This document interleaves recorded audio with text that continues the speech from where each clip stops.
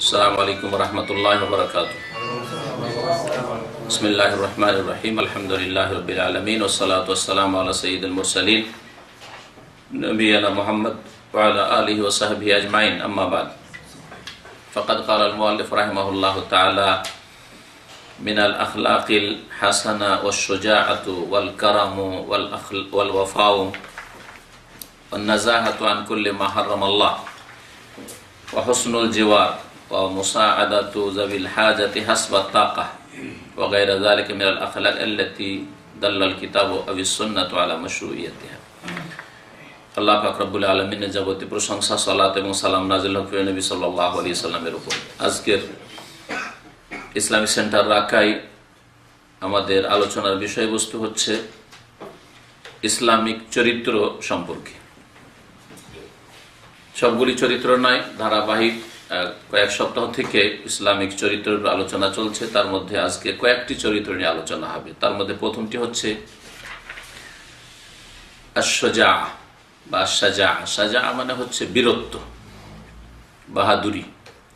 মুসলিমের মধ্যে বীরত্ব থাকবে, কাপুরুষতা থাকবে না। মুসলিম কাপুরুষ হয় না, বুজদিল হয় না।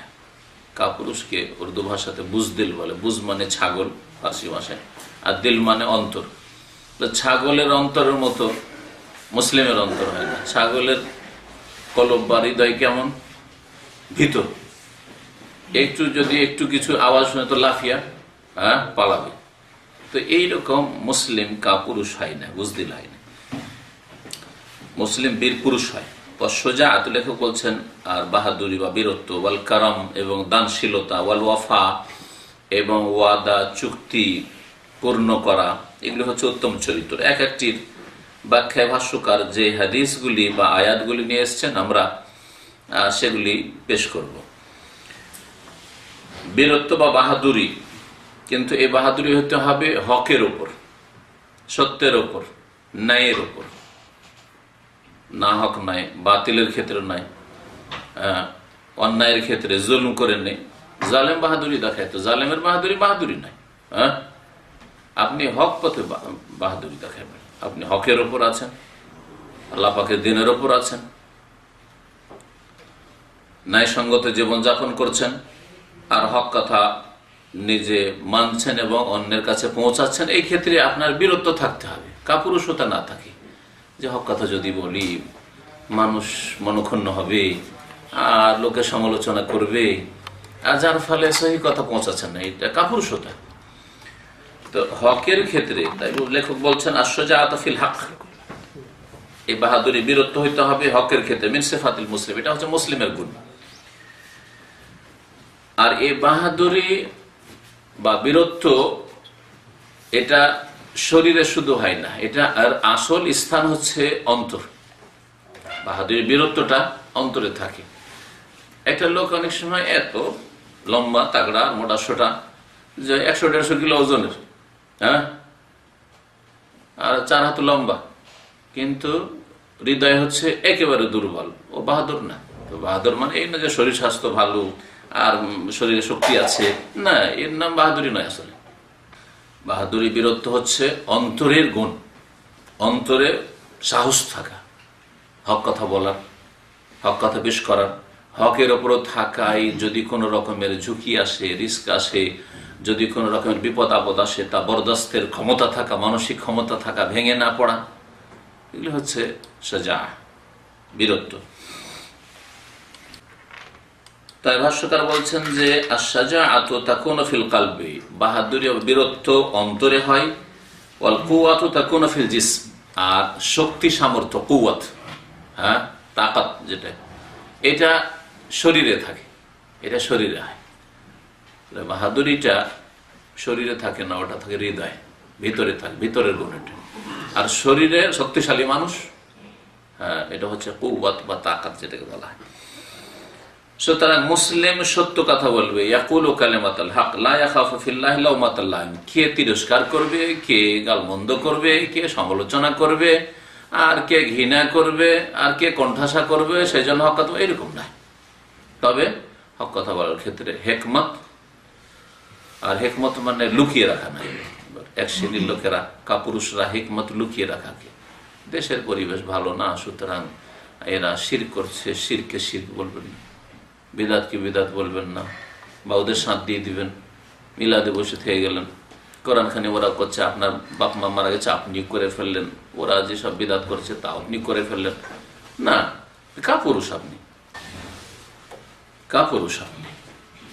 বীর পুরুষ যে হক কথা প্রকাশ করবে, কিন্তু যেইভাবে প্রকাশ করলে, যেইভাবে বললে কাজ হয়, এটার নাম হিকমত। যেভাবে বললে কাজ হয়, এর নাম হিকমত, এর নাম হচ্ছে হিকমত। কৌশল, কৌশল অবলম্বন করা। এবং যখন যেটা বললে কাজ হয়, যখন যেটা বলা উচিত। অনেক রোগ আছে, ছোটখাটো মেলা রোগ আছে মুসলিম সমাজে, বড় রোগ থেকে শুরু করতে হবে, এটা হচ্ছে হিকমত। শিরক করে, বেদাত করে, বড় বেদাত করে, ছোট বেদাত করে। ছোট বেদাত থেকে শুরু করবেন।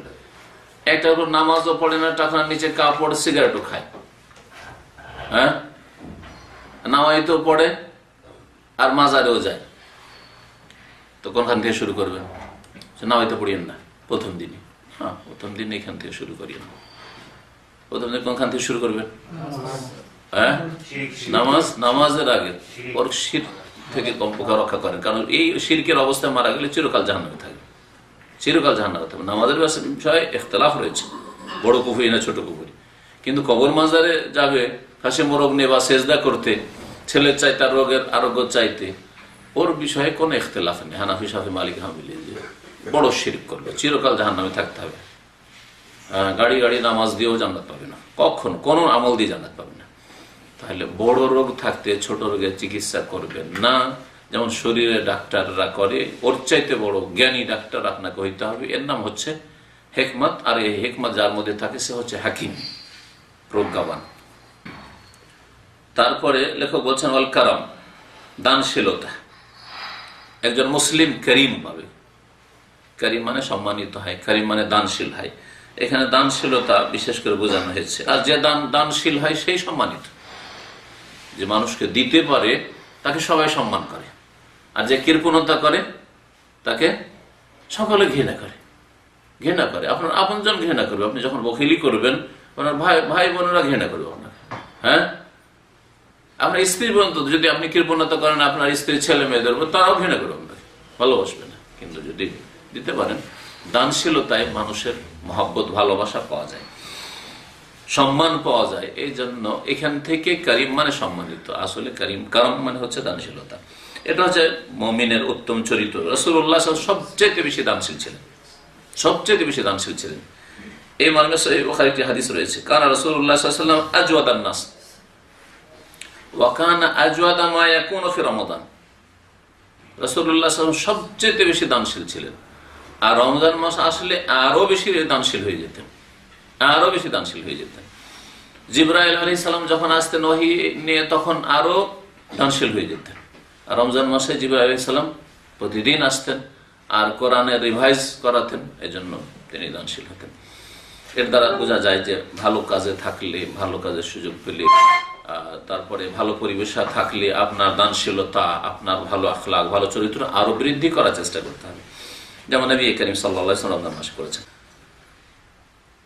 ওয়াসাফাল্লাহু ইবাদাহুল মুমিনিনা বিল কারাম, মুমিন বান্দাদের প্রশংসা করতে গিয়ে আল্লাহ পাক রব্বুল আলামিন তাদের দানশীলতার প্রশংসা করেছেন।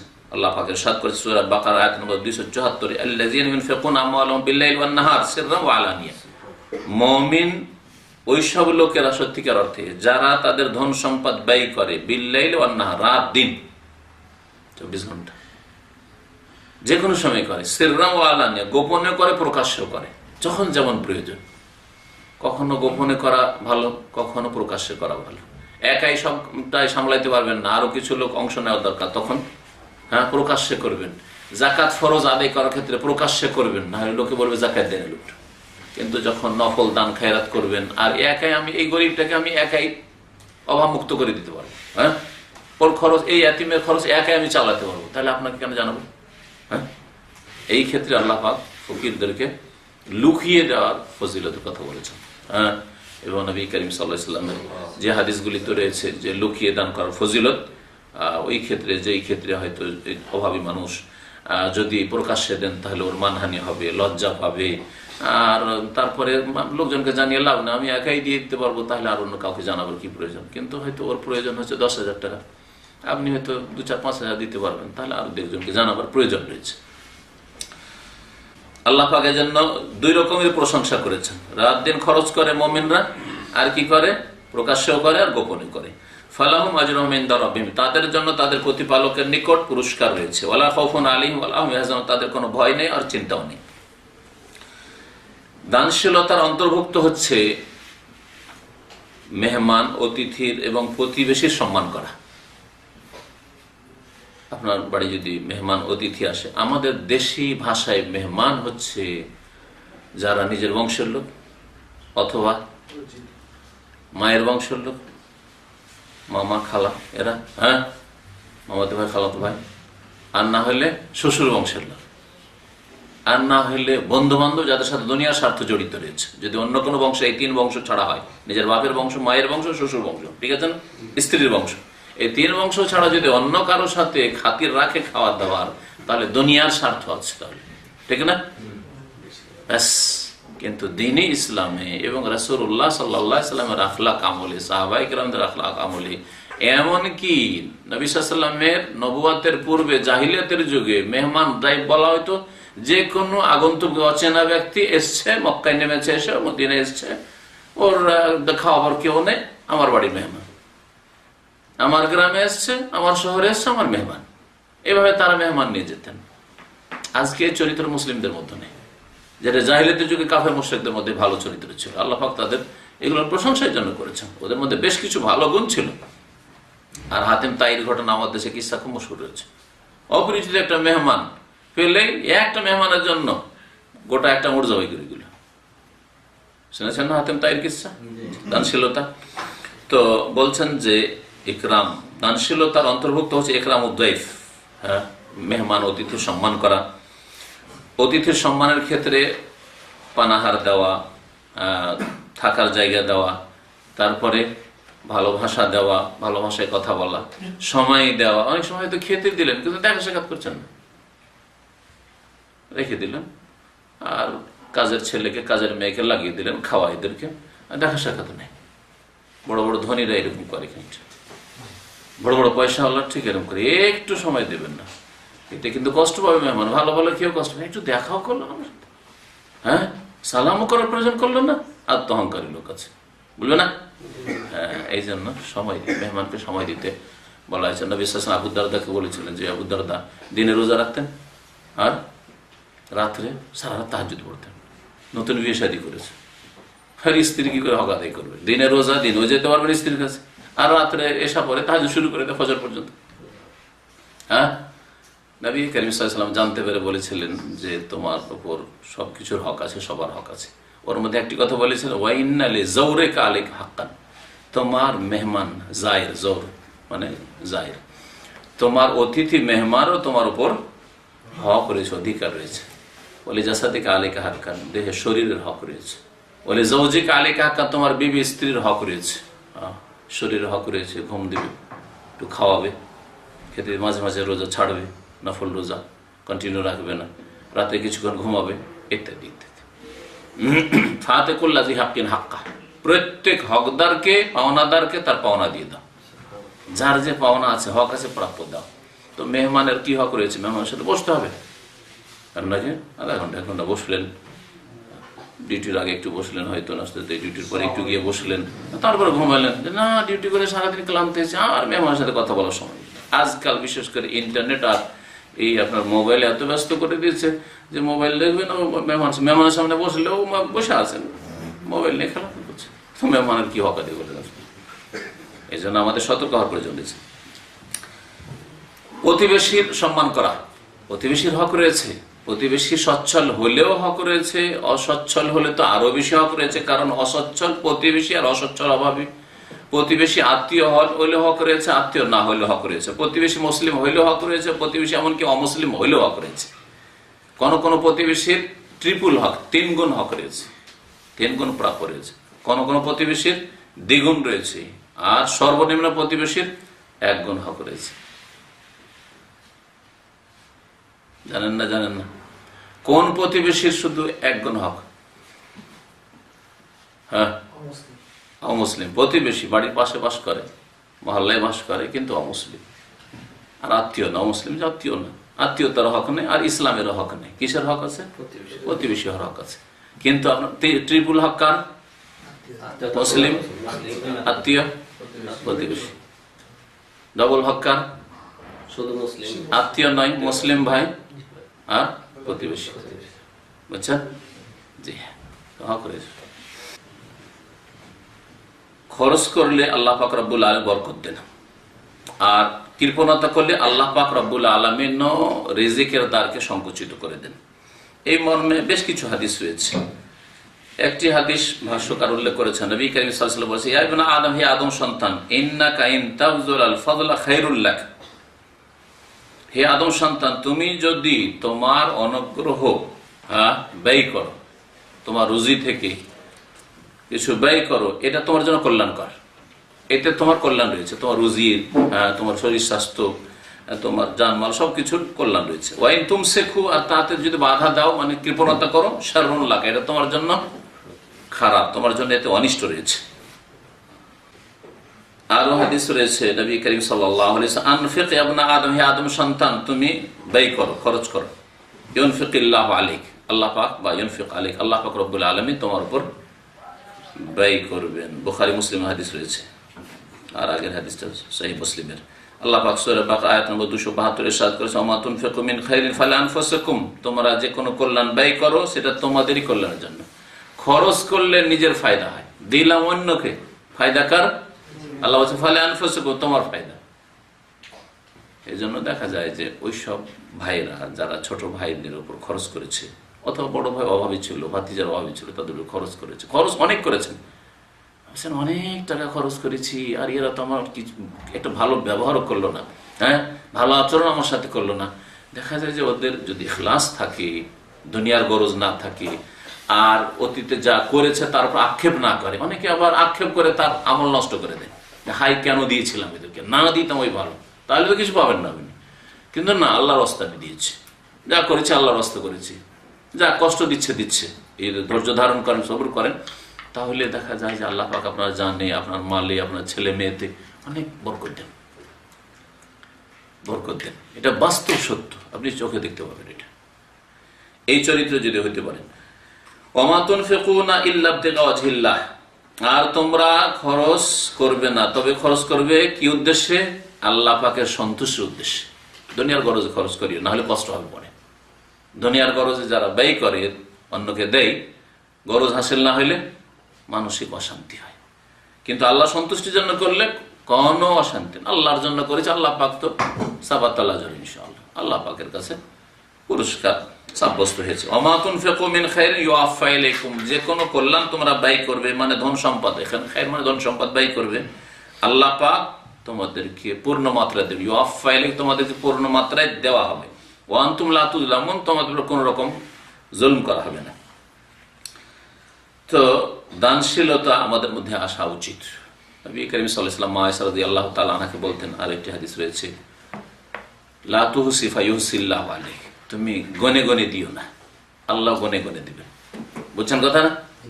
কয় টাকা দিলেন গণা আছে, কাকে কতটা দিলেন সব হিসাব করে রেখেছে, হ্যাঁ, কার বিবাহ সাহিত্যে কি দিলেন, আর কার চিকিৎসায় কি দিলেন, আর কাকে কত টাকা দিয়ে পড়াইলেন, ইত্যাদি ইত্যাদি সব হিসাব করে রেখেছেন, আল্লাহ গনে গনে দিবেন। ওয়ালা তুকি ফায়ুকিল্লাহু আলাইক, আর তুমি তোমার থলের মুখটা বেঁধে রেখে দিও না, মানে তোমার যে ধন সম্পদ আছে সেটাকে জমিয়ে রেখে দিও না, বরং খরচ করো। যদি তুমি জমিয়ে রেখে দাও, তোমার যে টাকা পয়সার থলে আছে, থলে ব্যাগ, যদি বেঁধে রেখে দাও, বন্ধ করে রেখে দাও, তো আল্লাহও রিজিকের দ্বার বন্ধ করে রেখে দিবে। আরেকটি চরিত্র লেখক বলছেন, বল ওয়াফা, ওয়াফা মানে পূর্ণ করা। কি পূর্ণ করা? ওয়াদা, প্রতিশ্রুতি। আর কি? আল আহাদ, আহাদ মানে চুক্তি।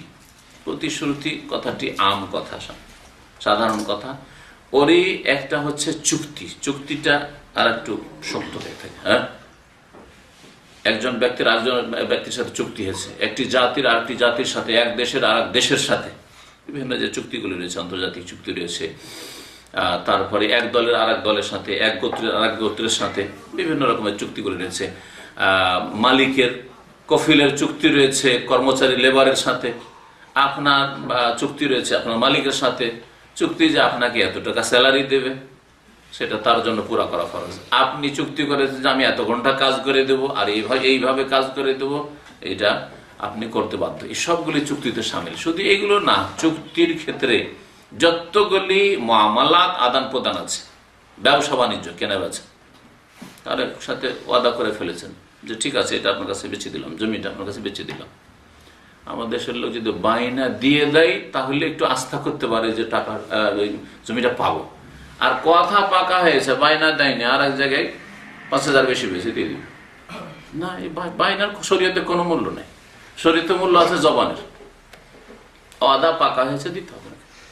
আল মুসলিমুন আলা শুরুতে, ব্যবসা বাণিজ্যের ক্ষেত্রে, কেনা বেচার ক্ষেত্রে, এইরকমই তালাকের ক্ষেত্রে, বিবাহর ক্ষেত্রে, ব্যবসা বাণিজ্যের ক্ষেত্রে চুক্তি, আপনার সাথে চুক্তি, আমি পয়সা দেবো আর আপনার মেহনত, পরিশ্রম, আপনার ব্রেন বুদ্ধি দিয়ে আমরা 50-50 আদা দিই, আর আপনি খেয়ানত করা, মাঝখান থেকে খেয়ানত, সবসময় লসই দেখান, শুধু লসই দেয়। আজকাল ব্যবসা কাউকে করতে দিলে যতগুলি লস আছে পয়সাওয়ালা, আর যে খাটে, যে মাঠে কাজ করে, সব ইনকাম তারই। তিক্ত অভিজ্ঞতা এগুলো মানুষের।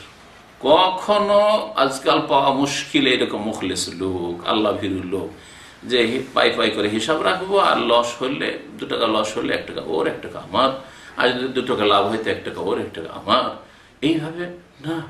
সবগুলি লস আপনার চাবে। কাউকে গাড়ি দেন, গাড়ির মেনটেন্যান্স করেন, সবগুলো আপনার চাবে, আর ইনকাম সবগুলো পকেটে যাবে। আশ্চর্য হয়ে যাবেন খেয়ানতে এত।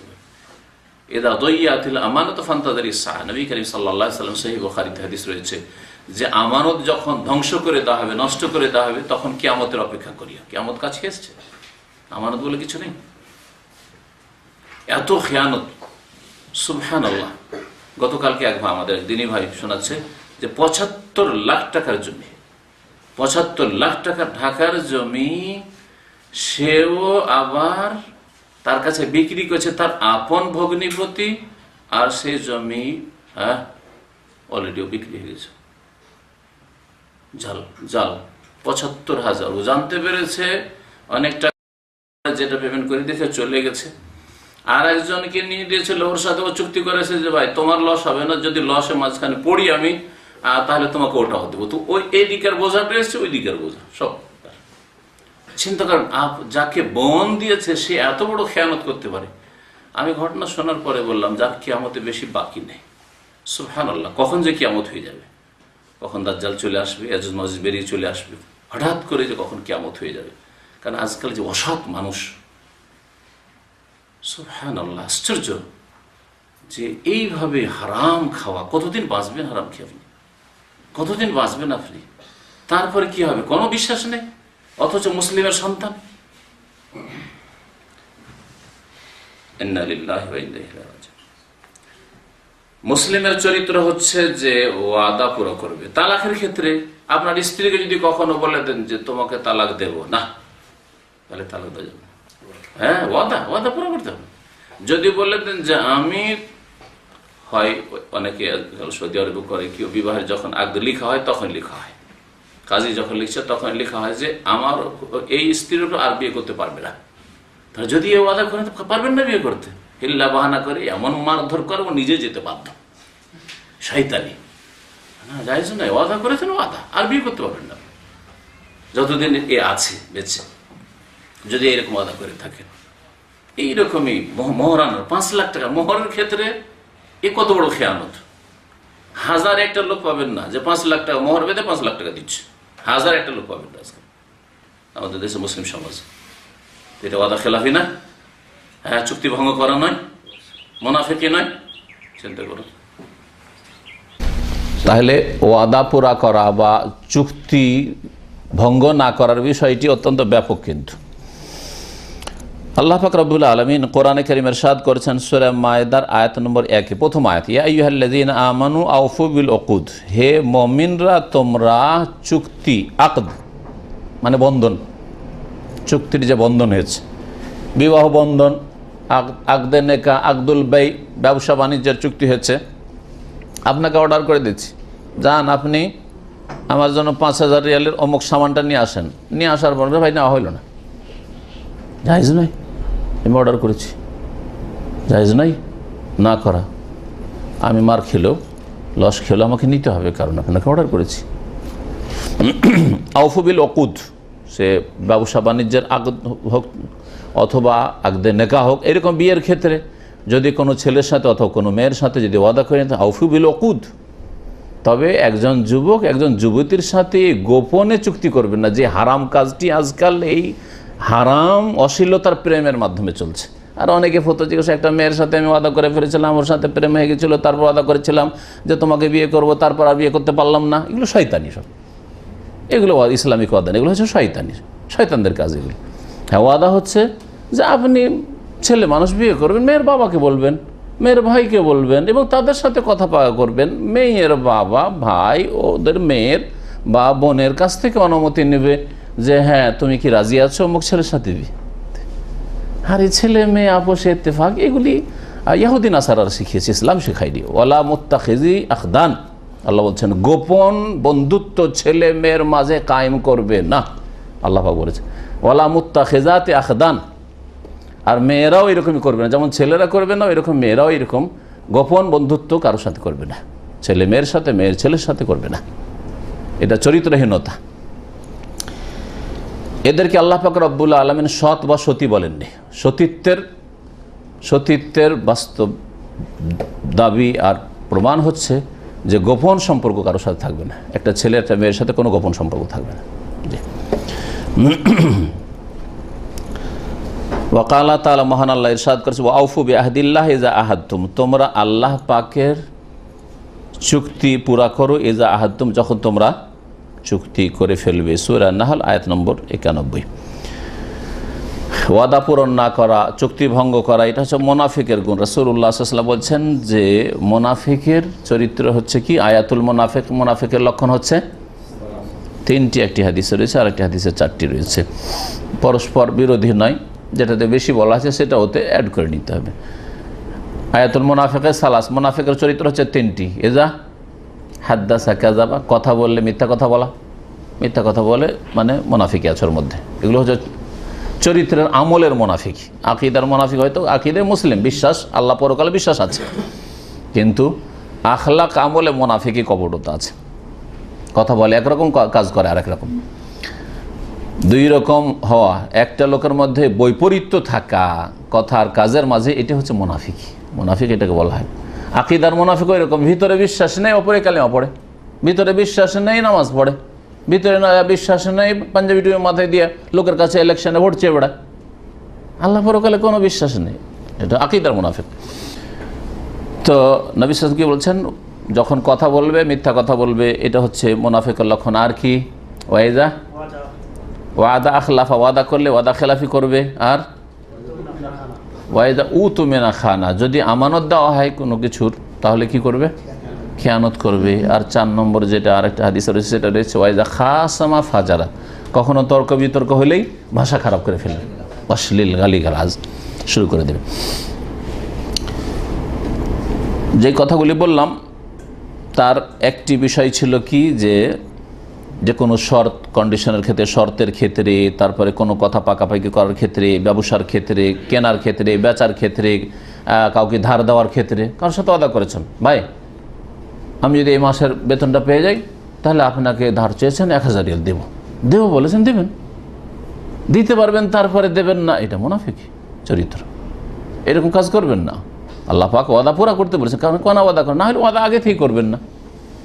আউফিন্নে কা, বিবাহের ক্ষেত্রে কাল আলাইহিস সালাতু ওয়াস সালাম, নবী সাল্লাল্লাহু আলাইহি ওয়াসাল্লামের হাদিস বিবাহের ক্ষেত্রে, ইন্না আহাক্কা শুরুতে মাস্তাহলালতুম বিহিল ফুরুজ, সবচাইতে বেশি হক রাখে সেই শর্ত পুরা করা। ইন্না আহাক্কা শুরুত, অন্য হাদিসে রয়েছে ওখানে আইয়ুফা বিহি, যেটা পুরা করা বেশি হক রাখে, অর্থাৎ পুরা করা আবশ্যক যেটা, সেটা হচ্ছে মাস্তাহলালতুম বিহিল ফুরুজ, যেই শর্তের মাধ্যমে তোমরা লজ্জা স্থানকে হালাল করেছো। যে শর্তের মাধ্যমে, কি শর্ত, 5 লাখ টাকা দেব মোহরানা, হ্যাঁ বোঝা গেছে, এত ভরি অলংকার দেব ইত্যাদি, এগুলো হচ্ছে ওয়াদা। ওয়াদা করলে ওয়াদা পুরো করতে হবে। মেয়ের বাবা হয়তো দিনদার ছিল, তোমার ভাইদের সাথে এইভাবে একাকার হয়ে বেহায়া বেপর্দা আমার মেয়েকে রাখা যাবে না, আলাদা বাড়িতে থাকতে হবে। বিয়ের করার সময় ওয়াদা করে নিয়েছে, পরে ওয়াদা পূরণ করছেন না। অনেক ছেলেরা আছে দিনদাররা, হয়তো মেয়ের বাবা বা মেয়ে হয়তো মাশাআল্লাহ পরহেজগার, শর্ত লাগিয়েছে যে না দাড়িওয়ালা হইতে হবে, দাড়ি রাখতে হবে। এইরকম বহু ঘটনা জানি। ওই পরিবারে যেহেতু বিয়ে করবে, ঠিক আছে আমি দাড়ি রেখে নেব, 5 বছর 7 বছর 10 বছরে দাড়ি রাখে নেয়।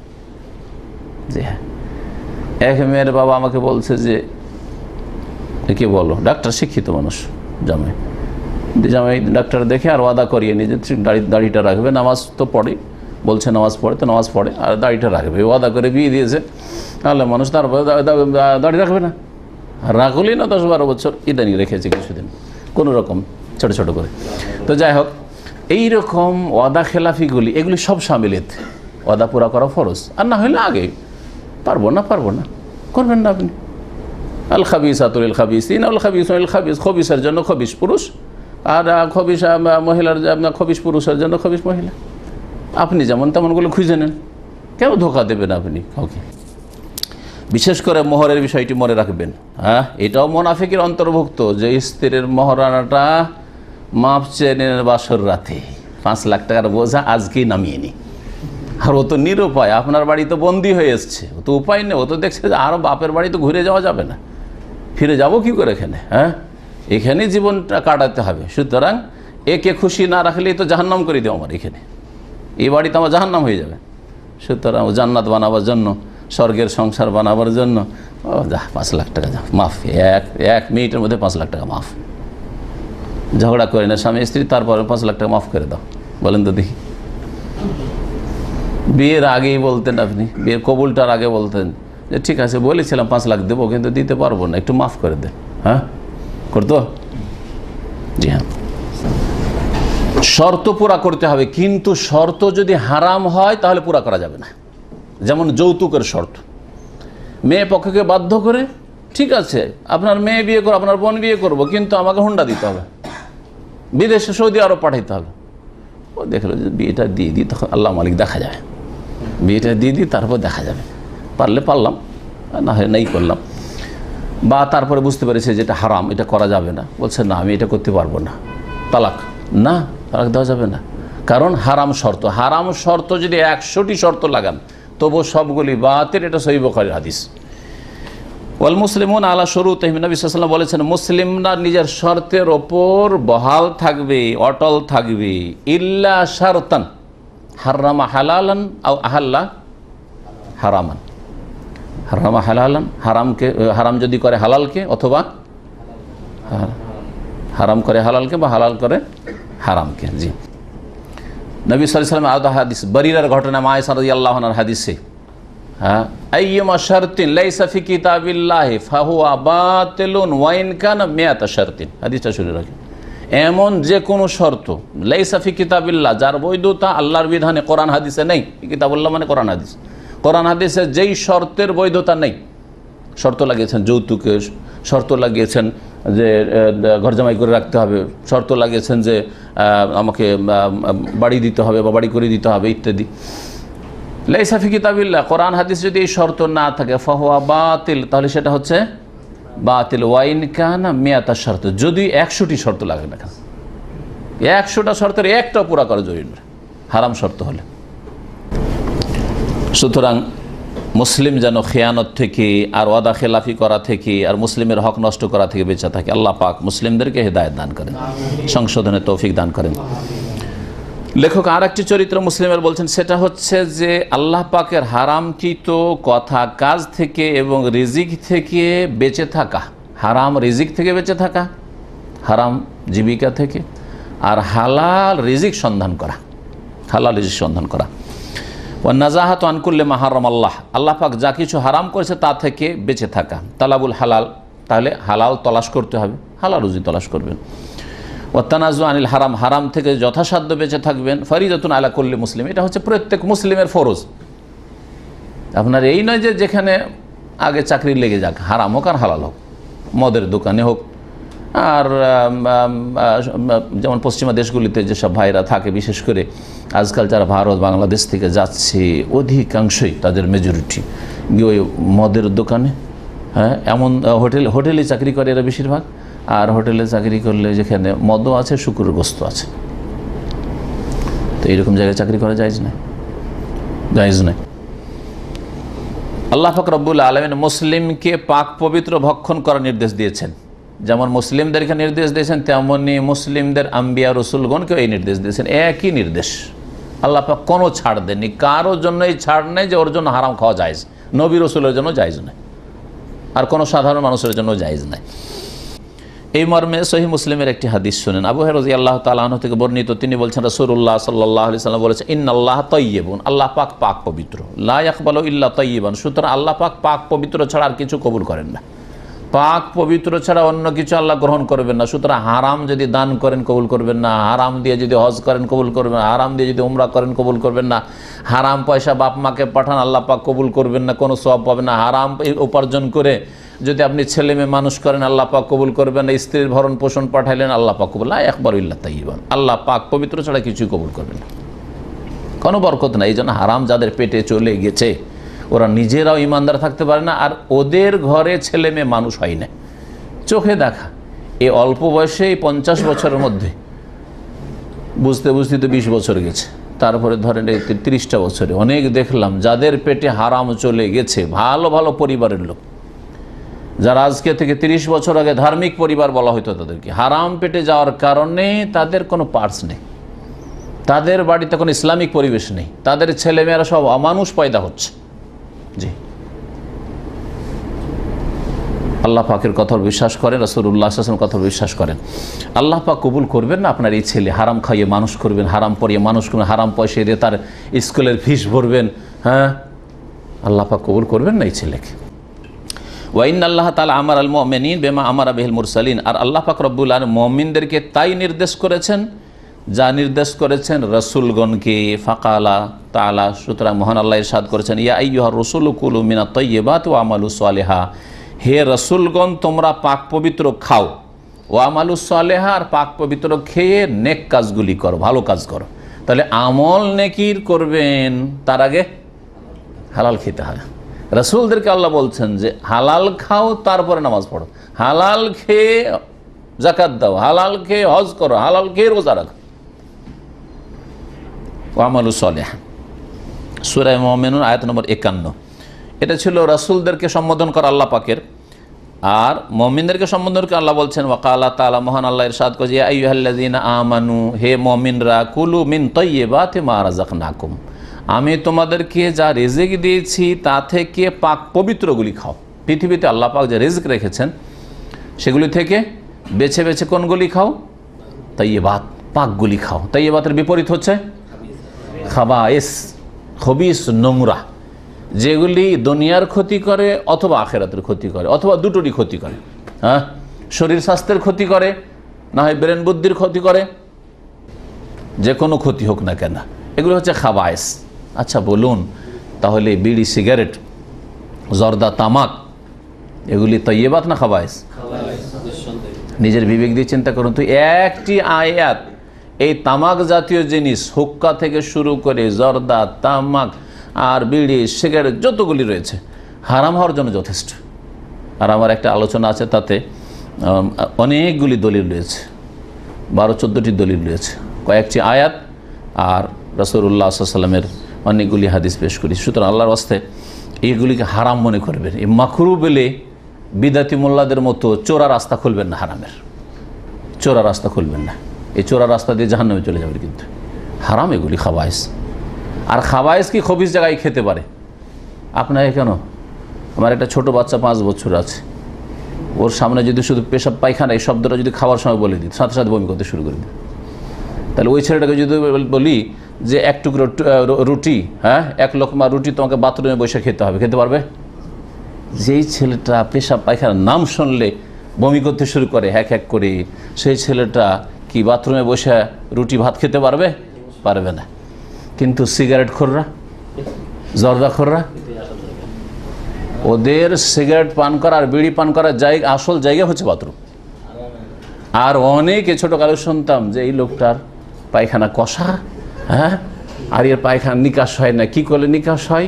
ওই বিড়ি খেতেই থাকে আর বাথরুমে বসে থাকে, বিড়ি খেতেই থাকে আর বাথরুমে বসে থাকে, তারপরে পায়খানা খোলাসা হয়। আউযুবিল্লাহ। তাহলে বোঝা গেল যে আল্লাহুম্মা ইন্নী আউযু বিকা মিনাল খুবুসি ওয়াল খাবায়েস, ওখানে খবিস শয়তান থাকে, আর জায়গাটাও খবিস, পেশাব পায়খানার জায়গা, ওখানে করে যেগুলো খাওয়া যায় ওটা কখনো তাইয়্যিবাত হতে পারে না। খাবায়েস অবশ্যই, অবশ্যই খাবায়েস। কী করে একজন মুসলিম তা খেতে পারে? আর সেটা যদি আবার যাদেরকে ধার্মিক লোক বলে করছে, মাদ্রাসা পড়া লোকেরা, আলেম সমাজ বলছেন তাদেরকে, আর তাদেরকে বলছেন হুজুর, মসজিদের ইমাম, আর পানের ভিতরে ভদ্রতার সাথে জর্দা দিয়ে খায়, আর সেটা আবার তাইয়্যিবাত হয়ে গেল না খাবায়েস? অবশ্যই খাবায়েস। আল্লাহ পাক রব্বুল আলামিন তাইয়্যিবাত খেতে বলেছেন, ওয়াশকুরুলিল্লাহ, আর তাইয়্যিবাত খেয়ে দে তারপরে আল্লাহ শুকরিয়া আদায় করো, তাহলে আল্লাহ শুকরিয়া কবুল করবেন, নাহলে শুকরিয়া তোমার মুখে ছুড়ে ফেলে দেবে। তারপরে শুকরিয়া আদায় করো, নামাজ পড়ে, রোজা রেখে, হজ যাকাত দিন, ইসলামের কাজ করে। ইন কুনতুম ইয়াহু তা'বুদুন, যদি তোমরা আল্লাহ পাকের ইবাদত বন্দেগীকারী হয়ে থাকো, তাহলে সূরা বাকারা আয়াত নম্বর 172। তারপরে রাসূলুল্লাহ সাল্লাল্লাহু আলাইহি ওয়াসাল্লাম একজন লোকের কথা উল্লেখ করলেন, যেই লোকটা হারাম খেত, হারাম খেত কিন্তু দুয়াও খুব করত, হারাম খেত আর দুয়াও খুব করত। দোয়া কবুল হওয়ার অনেকগুলি লক্ষণ ছিল, তারপরও দোয়া কবুল হয় না। আর একজন লোকের কথা বলে এই শ্রেণীর যতগুলি লোক আগে ছিল, এখন আছে, আর কিয়ামত পর্যন্ত আসবে, সবগুলিকে বোঝানো হয়েছে। বলছেন সুম্মা যাকার রাজুল্লাহ, তারপর রাসূলুল্লাহ একজন লোকের কথা আলোচনা করলেন, ইউতিলুস সাফার, যে দীর্ঘ সময় ধরে সফরে থাকে। দীর্ঘ সময় সফরে থাকে কেন বলা হলো? কারণ সফরে দোয়া কবুল হওয়ার বেটার চান্স আছে, সফরে দোয়া কবুল হয়। তাহলে একটা ধাপ বা বলেন যে একটা দোয়া কবুল হওয়ার লক্ষণ যে সফরে লোকটা আছে। আসা, আর সে কি, তার চুলগুলি হচ্ছে, চুল দাড়ি হচ্ছে বিক্ষিপ্ত, তার মানে সে সময় পায় না বা অভাব এত আছে যে তার কাছে চিরুনি নেই, চিরুনি নেই যে সিথি করবে, চিরুনি নেই যে দাড়িটিকে সুন্দর করবে, এই সময় নেই। বিক্ষিপ্ত, চুল দাড়ি এদিকে ওদিক বিক্ষিপ্ত হয়ে আছে। আর যে যত বেশি উস্কো খুস্কো অবস্থায় আর এইরকম জীর্ণ শীর্ণ অবস্থায় থাকে, তার উপর আল্লাহ পাক বেশি রহম করেন। এটাও দোয়া কবুল হওয়ার দ্বিতীয় লক্ষণ। আগবারা, আর ধুলো ধূসরিত, গোটা শরীরে ময়লা ধুলো, পরিষ্কার হওয়ার ব্যবস্থা নেই। যদি গোসল করার কোনো রকম ব্যবস্থা থাকে তো সাবান নেই, আর না গোসল করার ব্যবস্থা নেই, যে ধুলো ধূসরিত আছে। পায়ে স্যান্ডেল জুতার ব্যবস্থা নেই, হ্যাঁ, আর তারপরে যে শরীরের জন্য ক্রিম লাগে ওগুলো তো প্রশ্নই উঠে না। এরকম লোকের দোয়া বেশি কবুল হবে কি হবে না? জীর্ণশীর্ণ অবস্থায়। কতগুলি লক্ষণ দেখেন দোয়া করবে। ইয়ামদ্দু ইয়াদাইহি ইলাস সামায়, তারপর আকাশে হাত উঠিয়ে আল্লাহ পাকের কাছে দোয়া করছে। ইলাস সামায়, আকাশের দিকে হাত কেন উঠাচ্ছে? আকাশের দিকে কেন হাত উঠাবে? হ্যাঁ, দোয়া করার জন্য না, দোয়া করার জন্য। তো আকাশের দিকে কেন উঠাবে? আল্লাহ তো সর্বত্র বিরাজমান।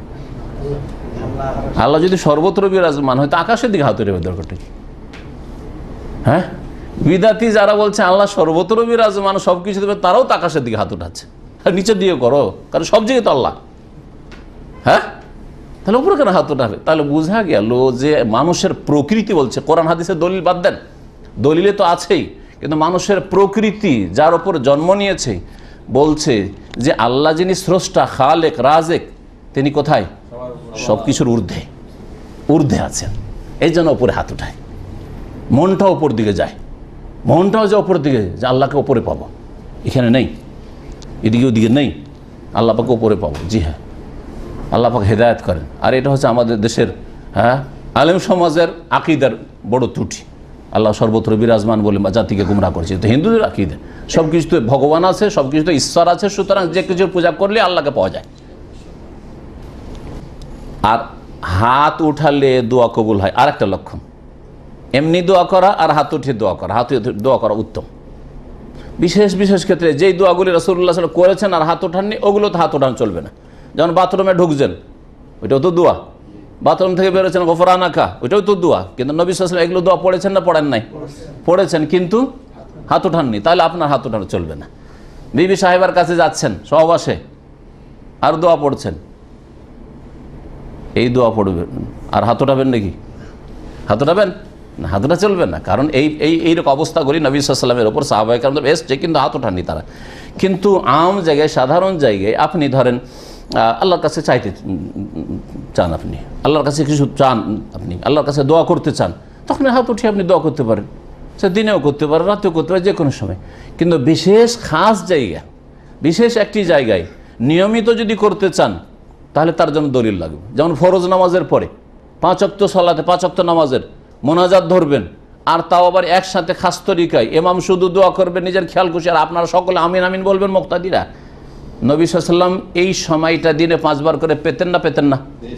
তিনি পেয়েছেন। একদিন করেছেন? যদি একদিনও না করেন তো আপনি কেন করবেন 5 বার করে? নবী সাল্লাল্লাহু আলাইহি ওয়াসাল্লাম জিন্দেগিতে একদিনও করলেন না, আর আপনি দিনে 5 বার করে করবেন, আবার হাত উঠিয়ে কেন? হ্যাঁ, বলবেন যে আমার দোয়ার প্রয়োজন আছে। হ্যাঁ, তো আপনার প্রয়োজন আছে, আপনি মাঝে মধ্যে আপনি করেন, অসুবিধা না, আপনি একা করেন। আপনার প্রয়োজন আপনি জানছেন, ইমাম কী করে জানবে যে আপনার কী প্রয়োজন? তা আপনাদের এতগুলি মানুষের গরজ আমি জানি না। যতক্ষণ পর্যন্ত না বলছেন যে শেখ আমি অসুস্থ আছি একটু দোয়া করেন, হ্যাঁ, আমার আব্বা অসুস্থ আছে একটু দোয়া করেন, আমার অমুকের ইন্তেকাল হয়েছে একটু দোয়া করেন, বলছেন না? না হলে তো জানতে পারবো না। তাহলে বোঝা গেল যে এই সম্মিলিত মোনাজাতের এই জায়গাটুকু নবী সাল্লাল্লাহু আলাইহি ওয়াসাল্লাম দিনে 5 বার করে পেয়েছেন, আর একসাথে সম্মিলিত মোনাজাত করেনি, সুতরাং আপনি করবেন না। ইয়া রব্বে ইয়া রব্বে, তারপরে রব রব বলে ডাকা। যতগুলি দোয়া কোরআনে কারীম আল্লাহ শিখিয়েছেন, অধিকাংশ দোয়াগুলিতে রব্বে বা রব্বানা। ভালো করে দেখবেন, গভীরভাবে চিন্তা করে। আর একটা তরিকা আছে আল্লাহুম্মা। আল্লাহুম্মা দিয়ে দোয়া, না হয় রব্বে দিয়া রব্বে হাবলি মিনাস সালিহিন, রব্বে হাবলি মিন লাদুনকা যুররিয়াতান তাইয়্যিবা ইন্নাকা সামি, রব্বানা হাব লানা মিন আজওয়াজিনা, হ্যাঁ, রব্বানা আতিনা ফিদ দুনিয়া হাসানা ওয়া ফিল আখিরাতি হাসানা ওয়া কিনা আযাবান্নার, রব্বিগফিরলি ওয়া লিওয়ালিদাইয়া রব্বিরহামহুমা কামা রাব্বায়ানি সাগীরা। রব্বে আর রব্বানা দিয়ে বেশি দোয়া পাবেন, আর আল্লাহুম্মা দিয়ে কিছু দোয়া আছে। হ্যাঁ, এই 3টি ভাষা ছাড়া আর চতুর্থ ভাষা দিয়ে দোয়া মাসুরাতে, হাদিসের দোয়াতে তেমন পাবেন না আপনি। আল্লাহুম্মা ইন্নী যালামতু নাফসি যুলমান কাসীরা, হ্যাঁ, বা আল্লাহুম্মা ইন্নী আউযু বিকা মিন আযাবিল কবর, আল্লাহুম্মা দিয়ে পাচ্ছেন, আর না হলে রব্বে দিয়ে রব্বানা দিয়ে পাচ্ছেন। তো রব রব বলে যদি আল্লাহকে ডাকা যায়, তাহলে আল্লাহ দোয়া শুনেন, এটা একটা লক্ষণ দোয়া কবুল হওয়ার। জি হ্যাঁ, কারণ রব মানে হচ্ছে প্রতিপালনকারী, পালনকর্তা। আল্লাহ তুমি আমার লালন পালনকারী, তুমি আমার প্রতিপালনকারী, তুমি আমার পালনকর্তা। রব রব তুমি আমার মালিক, আমার মালিক, আমার প্রতিপালন আমার বাপ মা করেন না, তুমি করো। বাপ মা ওসিলা মাত্র, মাধ্যম। হ্যাঁ, রব্বে রব্বে করে দোয়া করছেন। এতগুলি দোয়া কবুল হওয়ার লক্ষণ, তারপরেও অমাত আমহু হারাম, যেহেতু ওর খাবার দাবার হচ্ছে হারাম, অমাশরাবহু তার পানীয় বস্তু হচ্ছে হারাম, অমালবাসু হারাম তার পোশাক হচ্ছে হারাম, ও গুজিয়া বিল হারাম তার রুজি রোজগার হচ্ছে গিজা মানে আহার, তার আহার এক কথায় হচ্ছে হারাম। ফান্না ইউস্তাজাবু লিযালিক, নবী সাল্লাল্লাহু আলাইহি ওয়াসাল্লাম বলছেন যে তাহলে কেমন করে এর দোয়া কবুল হবে, কেমন করে এর দোয়া কবুল হবে? আজকাল অধিকাংশ লোকের দোয়া কবুল হয় না এই কারণেই। ভালো গভীরভাবে চিন্তা করে দেখলে কিছু না কিছু হারামের সংমিশ্রণ হয়ে যাচ্ছে, যার ফলে দোয়া কবুল হতে চায়। আর না হলে শিরক আছে, আল্লাহ ছাড়া অন্যের ভরসা আছে। দোয়া করছেন আল্লাহর কাছে কিন্তু ভরসা চাকরির ওপর, দোয়া করছেন আল্লাহর কাছে কিন্তু ভরসা ভালো একটা ডাক্তার ধরেছি, স্পেশালিস্টের কাছে চিকিৎসা করাচ্ছি, এই জন্য দোয়া কবুল হয় না। শিরক আছে, ছোট শিরক হোক আর বড় শিরক হোক। আর না হলে বিদাতি তরিকা আছে, বিদাতি তরিকায় দোয়া করছেন, শিরকের কারণে, বিদাতের কারণে, অথবা হারাম খাওয়ার কারণে, অথবা সীমা লঙ্ঘনের কারণে। যেমন নবী সাল্লাল্লাহু আলাইহি ওয়াসাল্লাম হাদিসে রয়েছে, সীমা লঙ্ঘন কেউ যদি না করে দোয়া কবুল হয়। তাড়াহুড়া করার কারণে, অনেক সময় তাড়াহুড়া করলে দোয়া কবুল হয় না। আপনি দোয়া করছেন আর 3 দিন দোয়া করে 3 দিনের মধ্যে আল্লাহর কাছে নেব, দেবেন না আল্লাহ পাক রব্বুল আলামিন। আপনি দেখছেন অন্তরের অবস্থা। 3 দিন 4 দিন দোয়া করলেন বা 1 সপ্তাহ করলেন, পেলেন না, মনক্ষুণ্ণ আল্লাহর উপরে। আরে আল্লাহর কি করে রেখেছেন আপনি যে আল্লাহর উপরে অসন্তুষ্ট আপনি? হ্যাঁ, না, যদি আল্লাহ 5 বছর না দেন সবর করতে হবে। এতেই পরীক্ষা রয়েছে আমার, এতে আমার পরীক্ষা রয়েছে। এই জন্য সবর ওয়াস্তাইনু, সাহায্য কামনা করো মানে দোয়া করো, বিসসবরে, আগে ধৈর্যের কথা আল্লাহ বলছেন, ওয়াসসালাত তারপরে নামাজের কথা আল্লাহ বলেছেন। তাহলে ধৈর্য লাগবে। কখনো দোয়া কবুল হলো না, মন খারাপ করতে হবে না যে আল্লাহ আমার কথা শুনেই না, না, কখনো না। সন্তুষ্ট আলহামদুলিল্লাহ, আল্লাহ যে হালাতে রাখে। ফান্না ইউস্তাজাবু লিযালিক, তাহলে কি করে দোয়া কবুল হবে বা কি করে দোয়া কবুল করা হবে? রাওয়াহ মুসলিম, সহিহ মুসলিমের হাদিস। মুসলিমকে হারাম থেকে বাঁচতে বলা হয়েছে, আর হারাম অনেক হারাম রয়েছে, তার মধ্যে একটি হচ্ছে সুদ খাওয়া। সুদি কারবার যদি থাকে তাহলে আল্লাহ পাক রব্বুল আলামিন তার রিজিকের বরকতে ধ্বংস করে দেন। ইয়া আইয়ুহাল্লাযীনা আমানুত্তাকুল্লাহা ওয়া যারু মা বাকিয়া মিনার রিবা ইন কুনতুম মুমিনিন, হে মুমিনরা তোমরা আল্লাহকে ভয় করো, আর যা অবশিষ্ট সুদ থেকে গেছে যদি এর আগে খেয়ে থাকো তাহলে সেগুলি ছেড়ে দাও যদি তোমরা মুমিন হও। যদি না ছাড়ো ফাইন লাম তাফালু ফাআযানু বিহারবি মিন আল্লাহ ওয়া রাসূলি, আল্লাহ এবং রাসূলের পক্ষ থেকে যুদ্ধের ঘোষণা শুনে না। বহু আয়াত রয়েছে কোরআনে কারিমে বেশ, যে সুদ হারাম, ব্যবসাকে আল্লাহ হালাল করেছেন, সুদে কোনো বরকত থাকে না, ইয়ামহাকুল্লাহর সুদকে আল্লাহ পাক নিশ্চিহ্ন করে দেন। ওয়া মিনাল হারাম আকলু মাল ইয়াতিম, ইয়াতিমের ধন সম্পদকে আত্মসাৎ করা। এতিম আপনার ভাতিজা ভাতিজি হয়তো এতিম আছে, অথবা ভাগনা ভাগ্নি আছে, আর সব নাবালক আছে, ওদের জমি জায়গার ফসল পানি আসছে, আত্মসাৎ করে নয় ছয় করে খেয়ে নিচ্ছেন, অথবা টাকা পয়সাগুলিকে বেশি বেশি করে বিল বানিয়ে তাদের এ করছেন। একই ঘরে আপনার এতিম আপনজনরা আছে, বা অপরেরই হোক, এতিম ছেলেও আছে আর আপনার নিজের ছেলে, দুই নজরে দেখছেন। আপনার ভাগনা বা ভাতিজা যে এতিম আছে তাকে চাকরের মতো খাটাচ্ছেন, মাঠে ঘাটে পাঠাচ্ছেন, এগুলো আমরা দেখেছি। আর যদি আপনার ছেলে হয়, না না, ছেলের জান মাল, ওর পড়াশোনা, এক একটি ক্ষেত্রে কত সজাগ, তার নিজের ছেলেটা মানুষ হোক, কিন্তু ওই এতিমের ছেলে, ওর বাপ মারা গেছে দুনিয়া থেকে, সেই জন্য মানুষ হোক আর না হোক, ও চাকর খাটুক আর ও মাঠে ঘাটে থাক, কেন? অথচ তার পয়সা দিয়ে হয়তো আপনি তাকে খাওয়াচ্ছেন আর তাকে পড়াচ্ছেন, তারপরে এতিমদের যারা দেখাশোনা করে তারা নবী করিম সাল্লাল্লাহু আলাইহি ওয়াসাল্লামের প্রতিবেশী। কেউ যদি জান্নাত পেতে চায় তাহলে এতিমের সেবা করবে, এতিমের লালন পালন করবে। কেউ যদি নবী সাল্লাল্লাহু আলাইহি ওয়াসাল্লামের প্রতিবেশী হতে চায় তাহলে এতিমের সেবা যত্ন করবে। এতিম নাবালক ছেলে মেয়ে যার বাপ মা মারা গেছে, নাবালক অবস্থা, সাবালক থাকলে এতিম হয় না, ছেলে মেয়ে সাবালক হয়ে গেছে, সাবালিকা হয়ে যায়, তাহলে আর ওদেরকে এতিম বলা হয় না, কারণ ওরাই স্বয়ংসম্পন্ন, টাকা পয়সা ওরা দেখাশোনা করতে পারবে, কিন্তু এই নাবালকগুলো দেখাশোনা করতে পারবে না। তো ইয়েতিমের ধন সম্পদ যারা খায় তাদের সম্পর্কে সূরা নিসার আয়াত নম্বর 10 আল্লাহ পাক ইরশাদ করেন, ইন্নাল্লাযীনা ইয়াকুলুনা আমওয়ালাল ইয়াতামা যুলমা, যারা জুলম করে ইয়েতিমের ধন সম্পদ ভক্ষণ করে তারা নিজের পেটে জাহান্নামের আগুন খেয়ে থাকে। ইন্নামা ইয়াকুলুনা ফি বুতুনিহিম নারা, দুনিয়াতে এ টাকা পয়সা ভক্ষণ করলো না, ধন সম্পদ বেঈমানি করলো না, কি করলো? আগুন পেটে ঢুকালো এরা। ওয়াসায়াসলাউনা সাইরা, সুতরাং নিশ্চিত তারা শীঘ্রই জাহান্নামে জ্বলন্ত আগুনে প্রবেশ করবে। হারামের অন্তর্ভুক্ত হচ্ছে ঘুষ খাওয়া। তাহলে চরিত্রবান হতে হলে যে কথাটি এখানে অত্যন্ত জরুরি মনে রাখা, যে আমরা আবার আসল বিষয় থেকে দূরে না চলে, চরিত্রবান এই নয় যে ভালো মিষ্টি মিষ্টি কথা আর মানুষের সাথে চলতে জানে ভালো, কিন্তু ঘুষখোর অফিসার, হ্যাঁ সুদখোর, সুদী প্রতিষ্ঠানে চাকরি করে আর বেঈমানি আত্মসাৎ করে, ইয়াতিমের ধন সম্পদ কে নয় ছয় করে, নষ্ট হয়ে যাক পরোয়া নেই, হেফাজত করে না, আর এমনি আচার আচরণ, গ্রামের সাথে কারোর সাথে ঝগড়া নেই, বিবাদ নেই, নম্রভাষী, চরিত্রবান হয়ে গেল না। এই দু চারটি গুণ দিয়ে চরিত্রবান হতে হলে পুরোপুরি হারাম থেকে বাঁচতে হবে। মুসলিম ব্যক্তি এমনকি সন্দেহের বস্তু থেকে বেঁচে থাকবে। নবী করিম সাল্লাল্লাহু আলাইহি ওয়াসাল্লাম বলেছেন, দা মা ইয়ারিবুকা ইলা মা লা ইয়ারিবুক, রাবা ইয়ারিব মানে যেটাতে সন্দেহ রয়েছে, রাইব থেকে ছেড়ে দাও যা তোমাকে সন্দেহে ফেলে। এলা মা লা ইয়ারিবুক, ওই কাজ করতে গিয়ে মানে ওই কাজগুলি করো যাতে তোমার কোনো সন্দেহ নেই, ওই রুজি গ্রহণ করো লা ইয়ারিবুক, যা তোমাকে সন্দেহ সংশয় ফেলে না। আপনার একটা ব্যবসা করতে গিয়ে সন্দেহ লাগছে, হালাল না হারাম জানি না, করবেন না। হ্যাঁ, সন্দেহ হলেই করবেন না। আপনি এই টাকাটা আমি নেব না, সন্দেহ লাগছে, নেবেন না। আপনি আমার জন্য এটা নেওয়া জায়েজ হবে কি হবে না সন্দেহ পড়েছেন, সন্দেহ হলে নেবেন না, আপনি সন্দেহতে বেঁচে থাকবেন। এই মর্মে লম্বা হাদিস রয়েছে, ফামান ওয়াকাফি শুবহাত ওয়াকাফিল আন, নবী সাল্লাল্লাহু আলাইহি ওয়াসাল্লাম বলেছেন, যে সন্দেহে পড়লো সে যেন হারামে পড়ে গেল। ওই লোকের মতো যে, বা ওই রাখালের মতো যেই রাখাল তার বকরি ছাগল বা গরু উট কোথায় চড়ায়? মানুষের জমির আইলি, সীমানায়, নিজের জমির একেবারে কেনারায় গিয়ে চড়াচ্ছে, হ্যাঁ সীমানা পর্যন্ত চলে যাচ্ছে, চট করে মুখ দিতে পারে কি পারে না অন্যের জমিতে? তাহলে আপনি কিনারায় চড়াতে যাবেন না, দূরে চড়ান, একটু দূরে, হ্যাঁ সীমানায় দাঁড়িয়ে থাকেন যাতে করে অন্যের জমিতে মুখ না দিয়ে হঠাৎ করে। তো সন্দেহের জায়গা হচ্ছে সীমানা, দিন ইসলামের সীমানায় যাবেন না।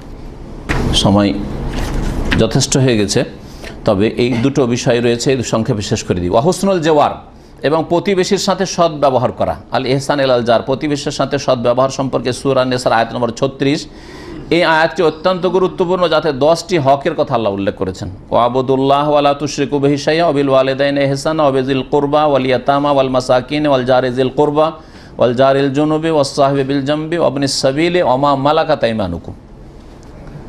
এই আয়াতটিকে বলা হয় হুকুক আশারা, 10টি হক বা প্রাপ্য সম্পর্কীয় আয়াত। 10 শ্রেণীর মানুষের আপনার উপর হক বা অধিকার রয়েছে। তো অত্যন্ত গুরুত্বপূর্ণ আয়াত। এই আয়াতটি কিতাবুত তাওহীদের প্রথমে শেখুল ইসলাম আহমদ আব্দুল্লাহ রহমতুল্লাহ আলী নিয়ে এসছেন। আর এই আয়াত সম্পর্কে ভাষ্যকাররা বলেছেন এটা হচ্ছে 10টি হক সম্পর্কে আয়াত। তার মধ্যে আল্লাহ পাকের হক প্রথম, তার সাথে শিরক করবেন না, ইবাদত করবেন। তার দুটি, শিরক করবেন না, ইবাদত করবেন। মাতা পিতার সাথে সদ্ব্যবহার করবেন, আত্মীয় স্বজনদের সাথে, ইয়েতিমদের সাথে ও দরিদ্রদের সাথে, আর আত্মীয় প্রতিবেশীর সাথে, আর দূরের প্রতিবেশী যারা আত্মীয় নাই, দূরের প্রতিবেশী বা অমুসলিম প্রতিবেশী হইল, কেউ কেউ বলেছে অল জারিল জুনুব, মানে দূরের প্রতিবেশী, অমুসলিম প্রতিবেশী, অথবা দূরের বাড়ি তারপরে প্রতিবেশী, গ্রামের প্রতিবেশী। ওয়াস সাহিবি বিল জামব, আর যে তোমার পাশের সঙ্গী হয়েছে, কখনো 1-2 ঘন্টার পাশের সঙ্গী। যেমন আপনি কোন দেশের আর একজন কোন দেশের, এক রুমে এখানে কোম্পানিতে কাজ করছেন, এ সাহিবুল জামব, পাশের সঙ্গী। এমন কি বাসে 1 ঘন্টার জন্য বসছেন, হ্যাঁ, ট্যাক্সিতে বসছেন 1 ঘন্টার জন্য, ভাড়ার ট্যাক্সি, আর 2 জন প্যাসেঞ্জার পাশাপাশি, জি। প্লেনে বসেছেন 1 ঘন্টার সফর, 2 ঘন্টার সফর, ওটা হচ্ছে সাহিবুল জামব, তারও হক রয়েছে, ভালো ব্যবহার করবেন। অবনিস সাবিল, মুসাফির, ওমা মালাকাত আইমানুকুম, আর তোমাদের অধীনস্থ দাস দাসী যারা, চাকর চাকরানি, তাদের সাথে ভালো ব্যবহার করবে। নবী করিম সাল্লাল্লাহু আলাইহি ওয়াসাল্লামকে জিবরাইল আলাইহিস সালাম এসে বারবার করে প্রতিবেশী সম্পর্কে উপদেশ দিতেন। হাত্তা জানান তো নবী সাল্লাল্লাহু বলছেন যে আমার এইরকম ধারণা হইল যে আন্নাহু সাইওয়ারিসুহু, হতে পারে যে প্রতিবেশীকে হয়তো ওয়ারিসি বানিয়ে দেওয়া হবে। ছেলে মেয়েকে যেমন জমি জায়গায় ভাগ দিতে হবে, তেমন প্রতিবেশীকে হয়তো জমি জায়গায় আর টাকা পয়সা ইনকাম করে ভাগ দিতে হবে, এরকম মনে হইল। মুত্তাফাক বুখারী মুসলিমের হাদিস। নবী সাল্লাল্লাহু আলাইহি ওয়াসাল্লাম বলেছেন, দেখো যখন তোমরা গোশত রান্না করবে একটু ঝোল বেশি করে করিও। ইযা তাবাখতা মারাকান ফাআকসির মাআহ, যখন মারাক তৈরি করবে, হ্যাঁ, তখন কি করবে? গোশত তৈরি করলে তার পানিটা বেশি করে, মানে ঝোল বেশি করিও। সুম্মানজুর ইলা আহাদি বাইতি মিন জিরানিক, অন্য হাদিস সুম্মা তাহাদ জিরানাক, তোমার পাড়া তো প্রতিবেশীর খোঁজ খবর নাও। অনেক আছে সবজি, শুধু সবজি হয়েছে ওর বাড়িতে, গোস্ত হয়নি, আর হইলেও দাও, মহব্বত বাড়বে। অসুবিধে কি? ওদের বাড়ি গোস্ত হয়, আপনার গোস্তের স্বাদ আলাদা, ওর গোস্তের স্বাদ আলাদা, আপনার বাড়ির স্বাদটা একটু খেয়ে দেখুক। যে ফাআসিবহু মিনহা বিমারুফ, আর ভালো আচরণের সাথে তাদেরকে কিছু দাও। ভাষ্যকার আরও বলছেন যে হাদিয়া, উপঢৌকন, গিফট দেওয়া, এটা শুধু গরিবের সাথে খাস না, গরিব অভাবীকেও দেবেন। হাত্তা লিল গানি, এমনকি ধনী হইলো, আপনার পাশের বাড়ির লোক ধনী লোক, এদের আবার দেওয়ার কি পড়ে না, দেবেন।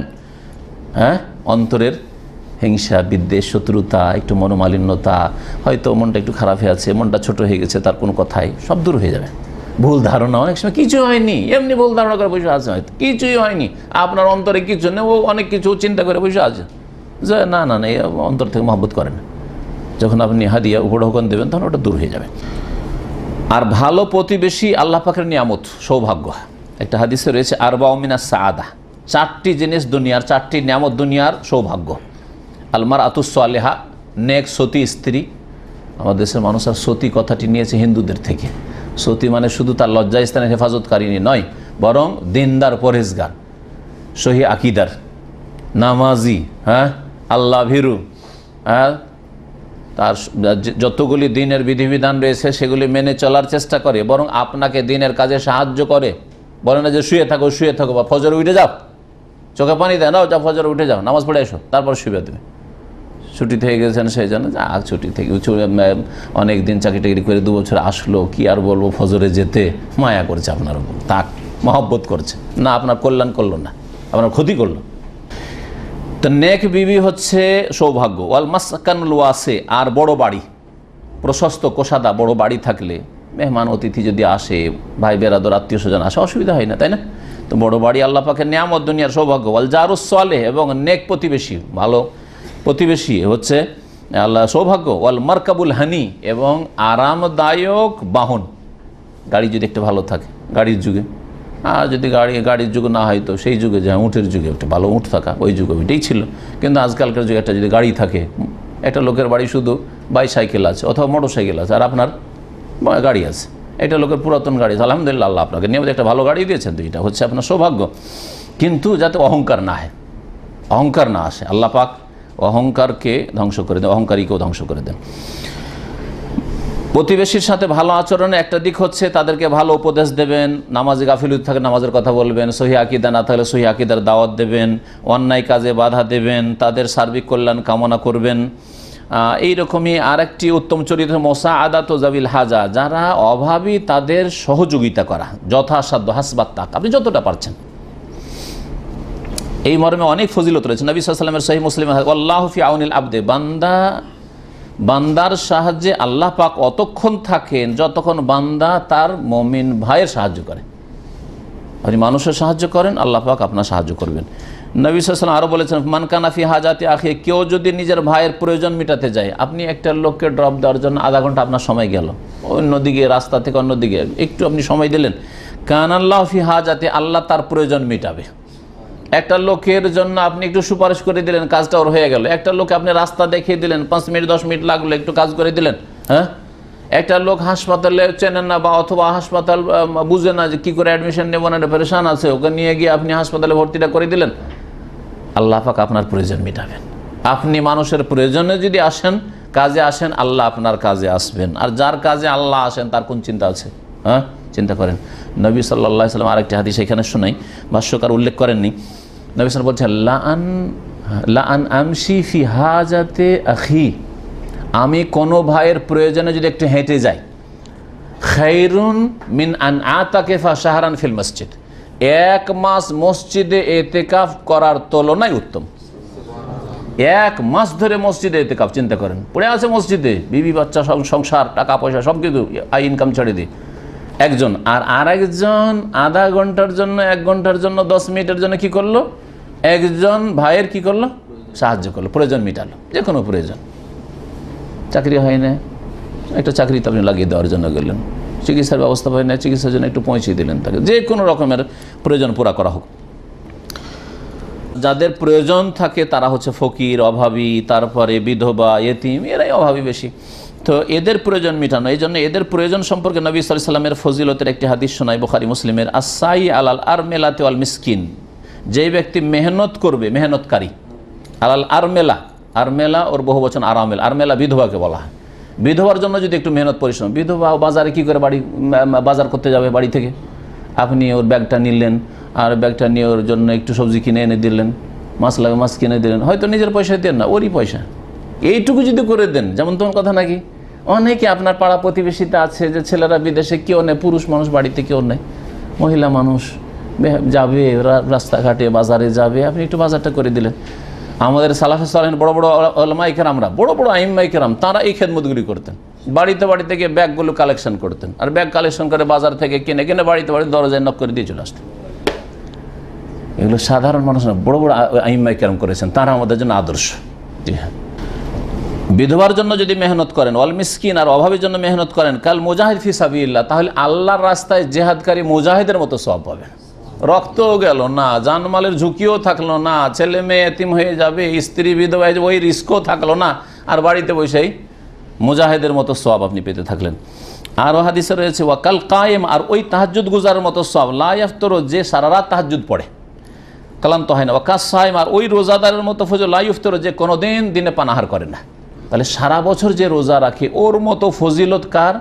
যে বিধবার খেদমত করে, এতিমদের সেবা যত্ন করে, এইরকম অভাবীদের সেবা যত্ন করে। আল্লাহ পাক রব্বুল আলামিন যেন নেক আমলে তৌফিক দান করেন।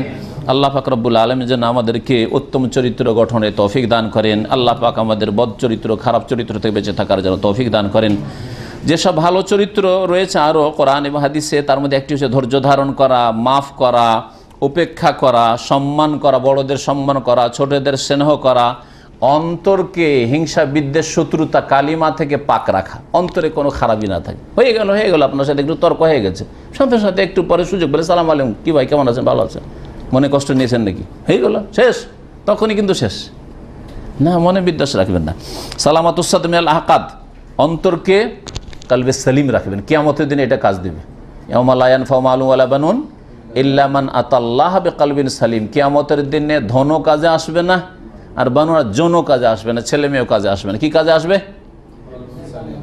ধনবল কাজে আসবে না, জনবল কাজে আসবে না। ইল্লা মান আতাল্লাহ, আল্লাহর সামনে হাজির হবে বিকালবিন সালিম, সুস্থ হৃদয় নিয়ে, সুস্থ অন্তর নিয়ে। অন্তরে কোনো খারাপই ছিল না, অন্তরে কারো সম্পর্কে হিংসা, বিদ্বেষ, শত্রুতা, ডাউন হোক, মরে যাক, ক্ষতি হোক, ক্ষতি হয়েছে মনটা খুশি, এইসব কিচ্ছু যেন না থাকে। এইরকমই নম্রতা, ভালো ভাষায় কথা বলা, তাওয়াজু, খাকসারি মানে নমনীয় হওয়া, বিনয়ী হওয়া, নিজেকে সবসময় ছোট মনে করা, খাটো মনে করা, যে আমার চাইতে সবাই আর কি সিনিয়র, আমি জুনিয়র, আমার চাইতে অনেক বেশি জানে এরা, আমার চাইতে অনেক বুদ্ধি রাখে এরা, আমার চাইতে এরা অনেক ভালো, আমার চাইতে অনেক পরহেজগার অনেকে আছে, অনেকে অশিক্ষিত আছে কিন্তু আমার চাইতে অনেক পরহেজগার আছে, এইরকম ধারণা রাখা, যাতে করে অহংকার পয়দা না হয়। আল্লাহ পাক রব্বুল আলামিন যেন এই উত্তম চরিত্রগুলি আমাদের গ্রহণ করা তৌফিক দান করেন। আল্লাহ পাক রব্বুল আলামিন অতীতের ভুল ভ্রান্তি যেন আমাদের মাফ করে দেন। আল্লাহ পাক রব্বুল আলামিনের কাছে দোয়া করি যে সব ভাইরা এখানে সরাসরি শুনলেন অথবা অনলাইনে শুনলেন, সকলকে যেন হিদায়াতের পথে নিয়ে আসেন, উত্তম চরিত্র গঠনের তৌফিক দান করেন। আল্লাহ পাক আমাদেরকে জান্নাতুল ফিরদৌস যেন দান করেন। সুবহান রাব্বিকা রাব্বিল ইজ্জাতি আম্মা ইয়াসিফুন ওয়া সালামু আলাল মুরসালিন আলহামদুলিল্লাহি রাব্বিল আলামিন।